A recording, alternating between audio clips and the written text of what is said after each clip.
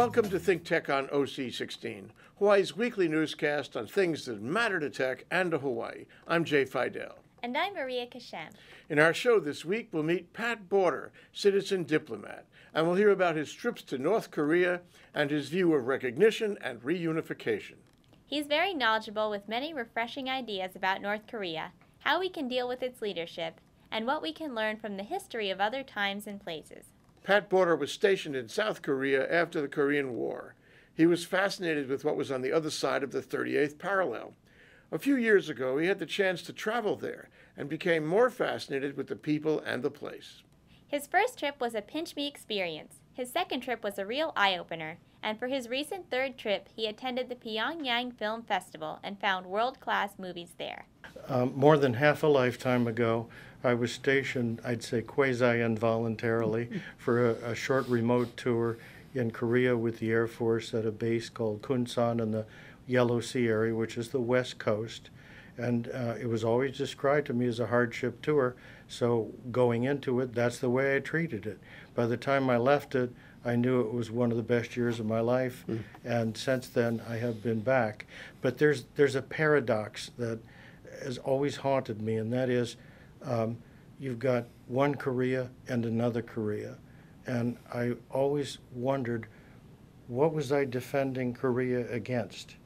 And the initial thoughts were, that they had all kinds of bacteriological warfare, and they could get 150 miles south of the DMZ. And so this was a regime which was characterized in the harshest way, a regime that would just as soon see me dead, that had a dossier on me individually. And of course that would make it very organized, and Big Brother would be this omnipresent character, and that was North Korea. And I found over the years that both sides have tended to increase that sense of emergency in order to gain power and let the government have more power when they think there is an emergency, and that's used by governments on both sides to promote that. But ever since then, I always wanted to go to North Korea, and I'd always been told you can't. Well, you can, and a few years ago I found that out. And so I've taken 3 trips so far. The first of them was my Neil Armstrong trip, which means, this is one small step for man and a giant leap for mankind. Yeah, that must have been And during that whole trip, I was pinching myself saying, I'm really here, I'm really here. The second time I could take it and be more analytical about it, and I wanted to see the good beaches on the East Coast and also places where the Korean War was fought, because Wonsan and Hamhung, for instance, which are beach cities on the eastern coast, were the points where the U.S. soldiers were evacuated when the Chinese volunteers came into the process. ThinkTech, as you may know, does radio shows on KGU 760 AM 3 times a week.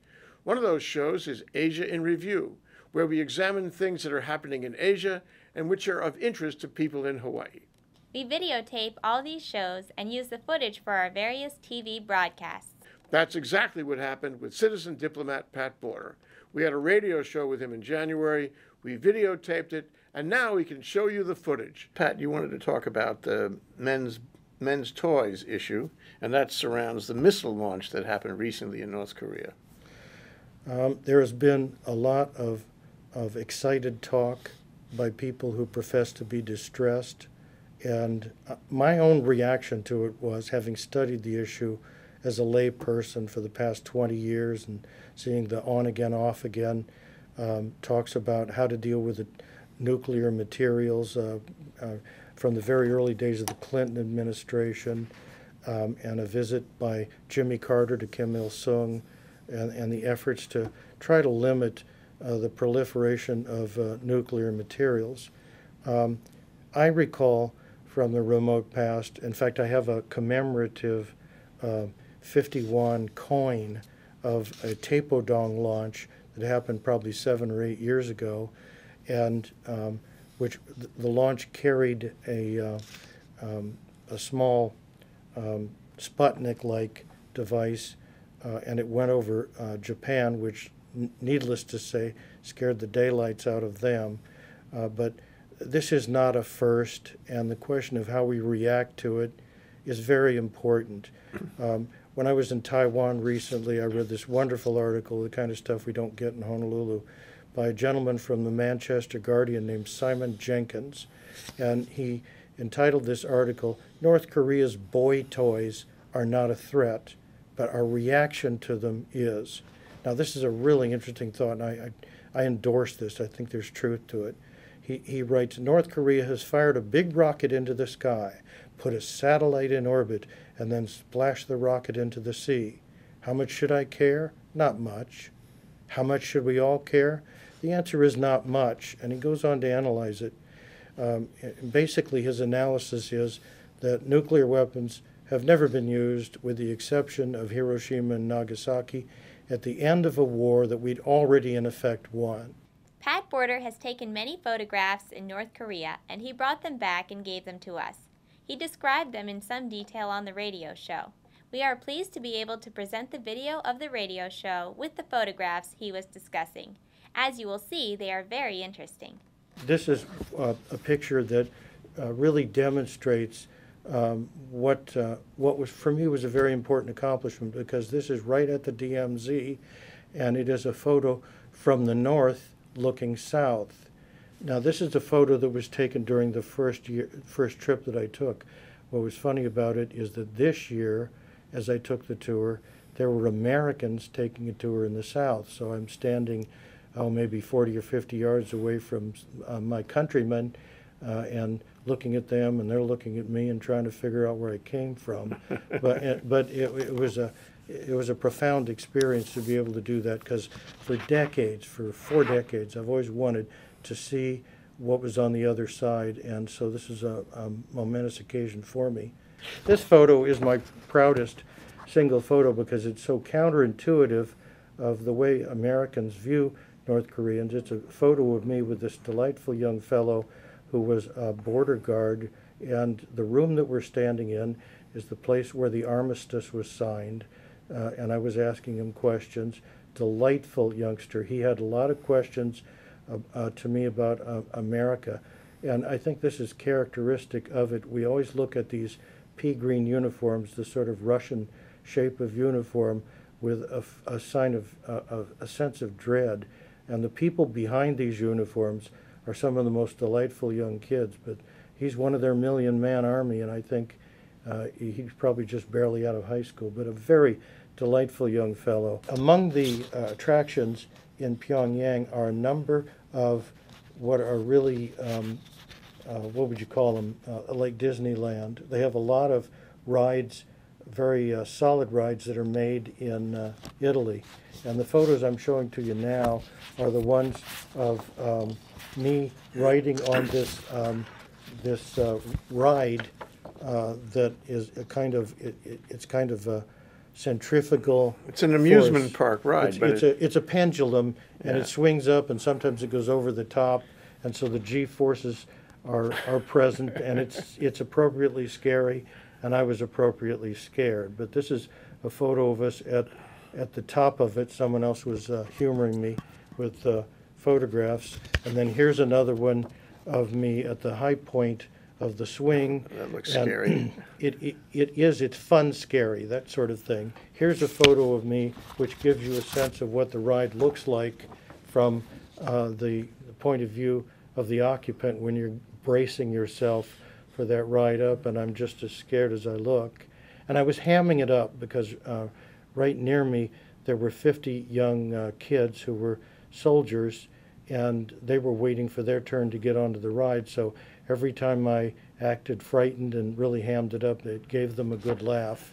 Now, this last photo is a treasured one because this is me surviving the ride, not by much, but there I am getting off the ride. And these delightful young fellows who are in that group, that's a North Korean brigade of soldiers who had a night out and were able to go to the fun fair, and that's their million-man army. They're delightful kids. If they were your kids, you'd treasure them, but they're not Navy SEALs. They're ordinary kids, and the Million Man Army. It's these images, these kind of images, that make me wonder if the Million Man Army is not at least partially a myth. This is a photo at a summer camp where you've got a bunch of once again, really delightful kids. They're all smiling, they're all cheery, they're having so much fun. And just like kids, they've overfilled the boat. OSHA doesn't have much of a place in North Korea, or else they go crazy with this. And then up in Hamhung, which is the second largest city in North Korea. This is north of Pyongyang. It's north and east, a good deal east. It's on the opposite shore of Pyongyang, the east coast. A number of photos of these kids that are just delighted, and I'm similarly delighted, shaking hands, talking to them as much as possible. They know rudimentary English, and they're learning more of it every day in school because they want to get involved with commerce. That's good news. This photo, just like all the great cities of the world, Pyongyang has a nice lazy river that runs through it. It's the Taedong River, runs north and south to divide the city into two parts. In the afternoons, one can take a leisurely walk. This is about 5 o'clock in the evening, and we come upon these little games, or little like dart games, but they use a lightly projected blunt object so they're not dangerous to people's eyes. The man in the center with the white shirt on was our tour guide, Kim Jong-un, and delightful fellow, 5-year-old child, but if you could see him smile brightly, he's actually wearing braces. That's one of the things that was the most surprising about this fellow on my third trip, was that orthodontics has come to North Korea. That's the first time I saw that. What you're seeing is the logo for the Peace Car, which is a car manufactured in North Korea. I've seen the cars on the roads in Pyongyang and the countryside, but the Korean language there says that's the Peace Car. This is and the logo is two doves. Yeah, it's two doves. So it's a statement of of some intention. I think you're right. I think that the thought of reunification so permeates everything that they do that even when they don't realize it, they use images that way. This humorous photo was taken right inside the hotel, and the fellow who was on the left in the photo is a Russian director who The World of Men was his film, and it appeared at the film festival. I didn't see that one, but the young fellow beside him is a young German man, Christoph, and he was on the tour. He was one of the 8 people along with me who went to the film festival and saw some of the films. So that's kind of what the people look like. This photo is of the stars of a North Korean film, which will be in Honolulu in April at HIF, and it's called Comrade Kim Goes Flying. Now it doesn't have anything to do with the ruling class or anything. Comrade Kim is this delightful young woman who in the movie works in a coal mine, but she wants to be an acrobat. The young fellow to the right of the photo was a first-time actor who played her trainer, and I won't tell you the punchline of the story, but it's generally a pleasant one, and so they were both in the movie. We learned a lot from Pat Porter about the leadership in North Korea and how they think, about the people and how friendly they are, and about the prospects for recognition by the United States and for reunification with South Korea. Look at the North Korean situation. You've got the old dictator who plausibly has hero status. A lot of what Kim Il-sung supposedly did is made up, but it's so long ago that who can challenge it? Okay, Kim Jong-il comes along. He's obviously a ne'er-do-well, overindulged rich kid, but you can make up some stuff about him because he was born back in the early 40s, and once again, you don't have the internet and all the really, supposedly he was born on a mountaintop, Mount Pektu, which is far-fetched. He was really born in Soviet Siberia. Now you get to a young kid who spent all of his life in Western Europe. He speaks better French than he does Korean. He likes the fineries of the Western world, and he hasn't even lived in North Korea. But who else do you pick? The oldest son was caught at the Tokyo airport with a fake passport, so he doesn't have all that good of credentials. So they picked basically the least bad choice. In other words, once again, a totalitarian regime is at the bottom of the barrel, and they pick whoever's left, okay? He's got no credentials at all, and everybody knows it, but he's a cool dude. He marries a pretty woman, and he brings all the crazy things in the world, Mickey Mouse and Donald Duck. And he gets in trouble with Disney because he hasn't paid the royalties. But in any event, he's thoroughly modern and thoroughly Western. But these are the elements that lead to regime change. Absolutely. You put him in a soup, in the porridge, and all of a sudden, boom, regime change. Sure. Now, there are people who will respond to me by saying, well, yes, but I mean, it was under his regime that these two launches occurred, one of them that blew up in their face, and the other that sort of got off the pad, but the satellite that they launched is tumbling out of control and may have actually plunged into the sea by now. So, the best analysis is that he's consolidating his power by telling the military, relax, I'm with you boys, I'm one of the boys, I can play tough. That's how he gains their satisfaction and trust. It's the same thing that Kim Jong-il did. You have to remember, when Kim Jong-il became top dog, when he did, it wasn't for a couple of years until after his father died. So he had to prove himself too. So does the youngster. But he's got Western ways on his mind. He ain't much of a communist. He can look tough. And can he be there in reunification? Can he be there, or does he have to go away somewhere? He's a transitional figure. You cannot figure that he'll be there forever. But one of the things I'd say is when he does depart, as I think he will, he'll have a lot of resources in the form of plundered money, and he can always go back to Switzerland. I'm sure they'll welcome him with open arms. I'm sure they will. But I think, can I tell you exactly when it will happen? No. Do I think it's going to happen, and sooner than most of the professional analysts would tell you? Definitely yes. Make no mistake, Pat Border is a citizen diplomat and not a professional diplomat or an academician steeped in Asian diplomacy and affairs. We might question the points where he differs from conventional wisdom, but we have to give him huge credit for learning so much and being so down to earth and passionate about this country. Pat, you're so knowledgeable about this, and it just shows you can be a citizen diplomat, you can become knowledgeable about this, and you can make it yours. So now, being so knowledgeable, what do you plan to do with this knowledge? Well, I've always told people that my interest in the Koreas, both of them, is more than a hobby but less than a career. I feel that, the colonization of Korea was our doing. The Treaty of Portsmouth has Teddy Roosevelt's fingerprints all over it.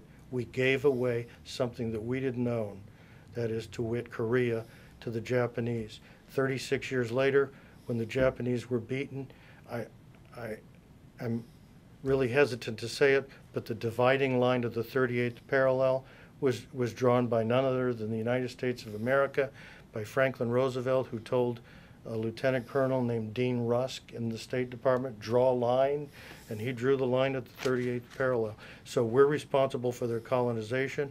We're as responsible as anybody for their division. We could have stuck up for them and held that country together as a single unit. And if we had, it would be a different world today. So would I like to do my part? Yeah, and I don't know exactly what that means. I don't think I'd get appointed as ambassador. But, I'm saying that facetiously. There's no chance in the world. But I'd like to be involved in some way, and I'll know when the time comes.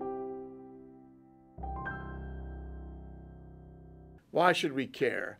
Listen to Pat Border and you will understand. It's a lesson to us all that we in Hawaii should be looking to Asia and learning about Asia and becoming familiar with all things Asian, not only so we can better understand the people from these countries, but so we can build bridges of friendship and of business between Hawaii and Asia. This can only benefit the people of Hawaii.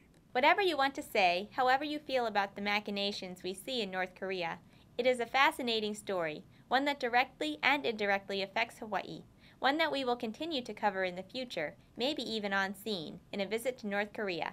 Stand by for ThinkTech and Asia in Review on location.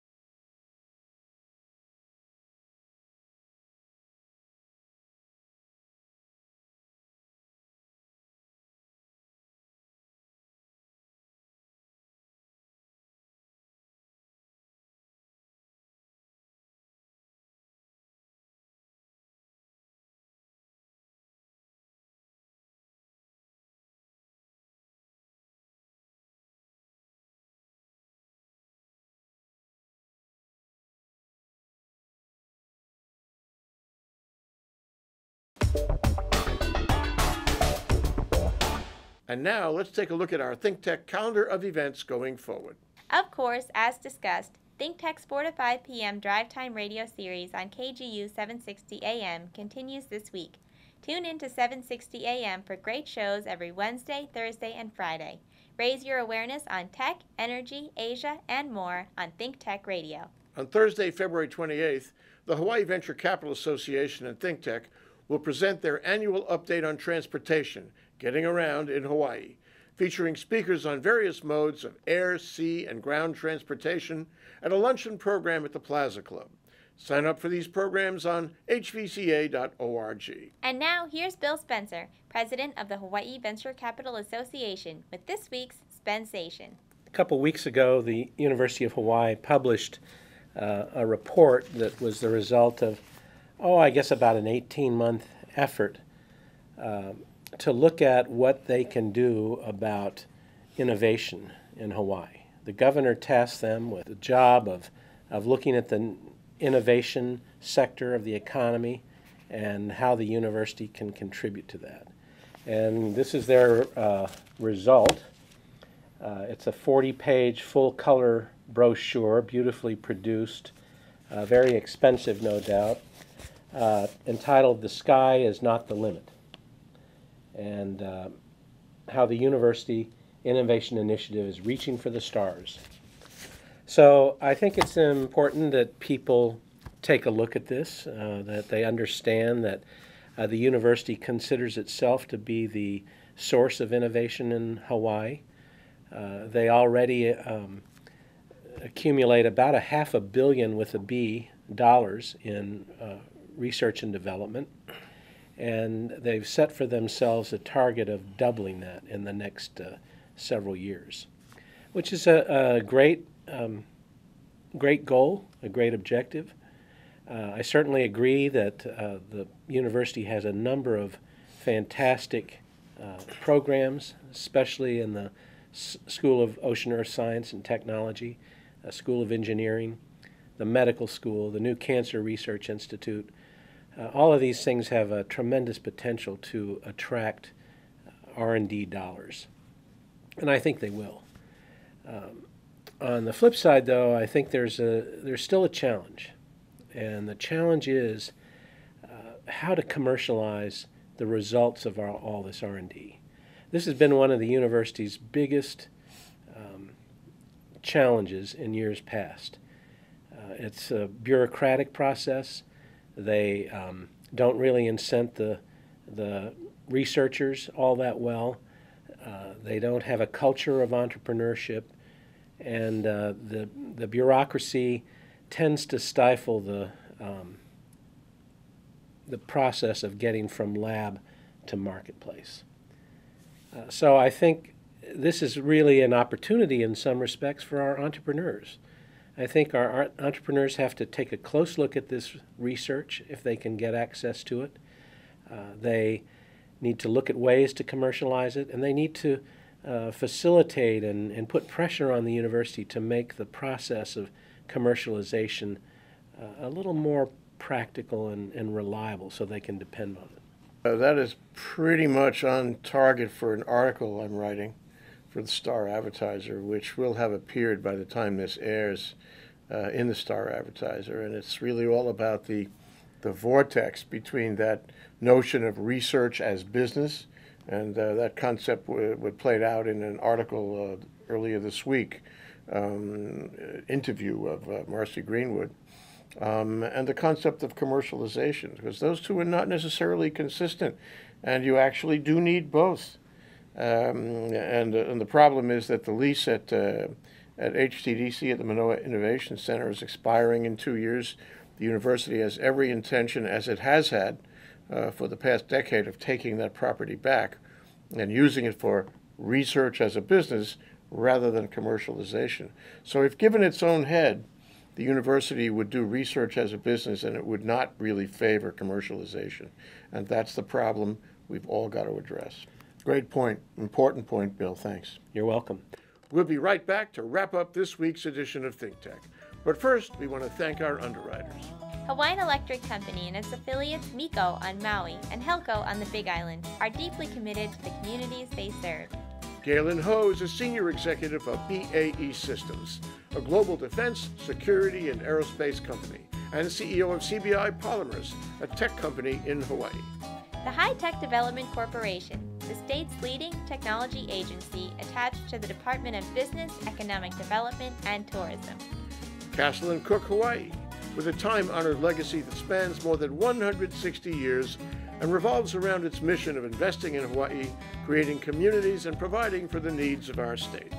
Hawaii Gas, formerly the Gas Company, a proponent of the Liquefied Natural Gas Initiative, helping Hawaii achieve its transition to clean energy and a better energy future. Okay, Maria, that wraps up this week's edition of ThinkTech. Remember, you can watch ThinkTech on OC16 several times every week. Can't get enough of it, just like Maria does. For additional times, check out OC16.tv. You bet, Jay. For lots more ThinkTech videos and for underwriting and sponsorship opportunities on ThinkTech on OC16, visit thinktechhawaii.com. Be a sponsor or a volunteer and help us reach Hawaii. I'm Jay Fidell. Thanks so much for joining us on ThinkTech.